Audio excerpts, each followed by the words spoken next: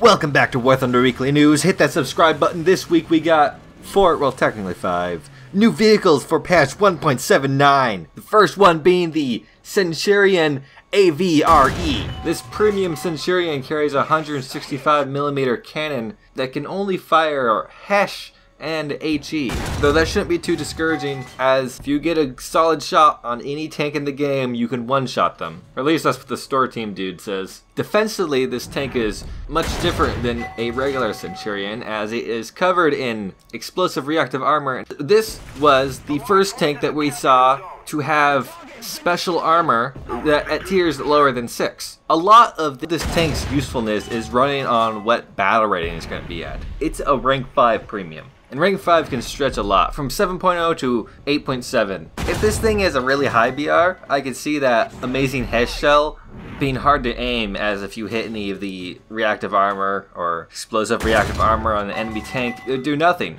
I assume.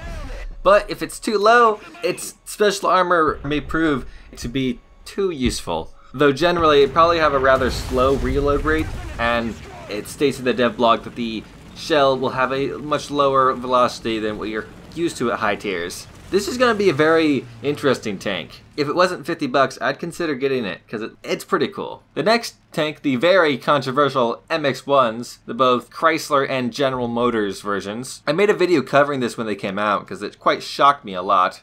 A few things I didn't go over in that video was its armor, actually. I blazed over the topic of its armor, as I was comparing it to the normal Abrams armor. But on its own, its armor is actually rather impressive, as it can withstand a Soviet 115mm APFSDS projectile at 800 meters, and a 5-inch heat round. The 115mm cannon is the cannon of the T-62.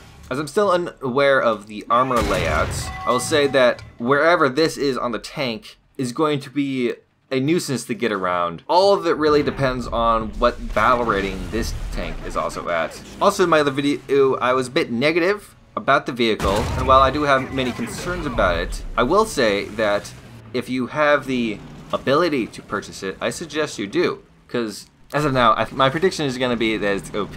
And if it is OP, it's best that you profit from it now before they nerf it, and the more you abuse the obviously OP thing, the more people complain about it, the faster it'll get fixed. That's kind of how Gaijin seems to work. Anyways, I'll leave a very lengthy document on the MX-1 in the description, and so you can read up all about its amazing stats. But in the discussion of the MX-1, on the Russian dev blog, some people asked, what of the Magach 3?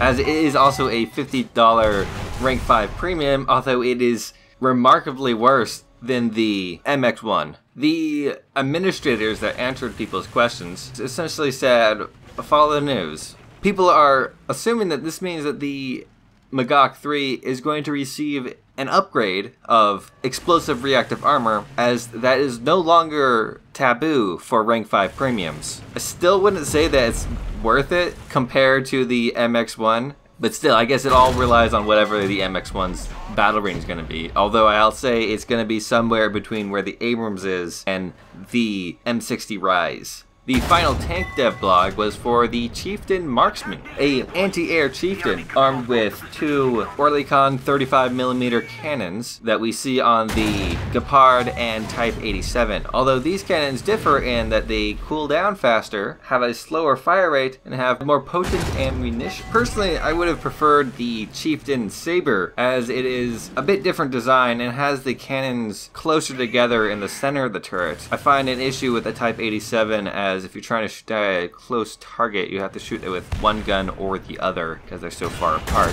Although the Chieftain Sabre was unfortunately only a prototype, so it's understandable why they went with the Marksman. The final vehicle dev blog was quite a surprise. It was for the I.A.R 80C, a Romanian premium in the Italian tree. While the I.A.R looks like a fantastic plane, created by a community member, it brings up lots of questions on why the Italian tree? To me, it wasn't too surprising, as many people may not know this, currently the only Romanian planes in game are officially in the Italian tree, as the Romanian MS-79B was removed from the German tree when all the other Italian vehicles were moved, and the Romanian G2 and Romanian Duck were moved quite some time ago, leaving so that the only remaining Romanian vehicle was in the Italian tree. Now, my hypothesis on why they're doing this is that they need more tanks for the Italian tree. Although Romania didn't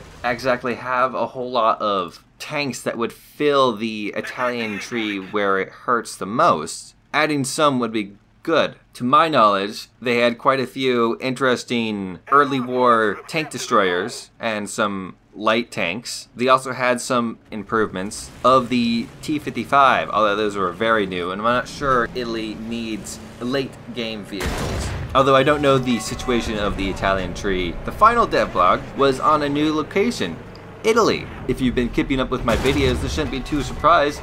The assets were data mined weeks ago. The map looks great. It's a very big map. This time around the devlog, they actually showed the layout, which is a practice I hope they keep up. And while it seems to have some issues, perhaps an easy way to spawn kill people, it looks like a fairly good map.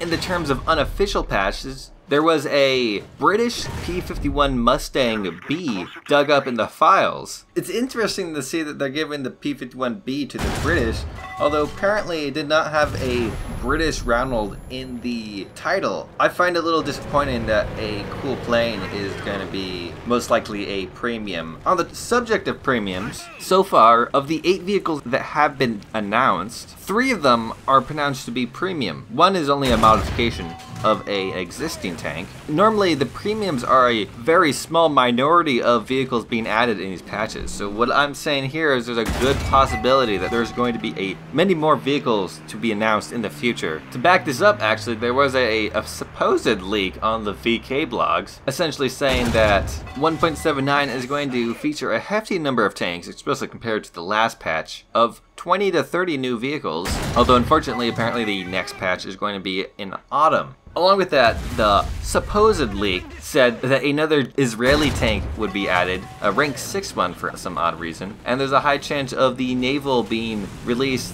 after 1.79. I don't go with the VK blogs too often because they can be very wrong sometimes.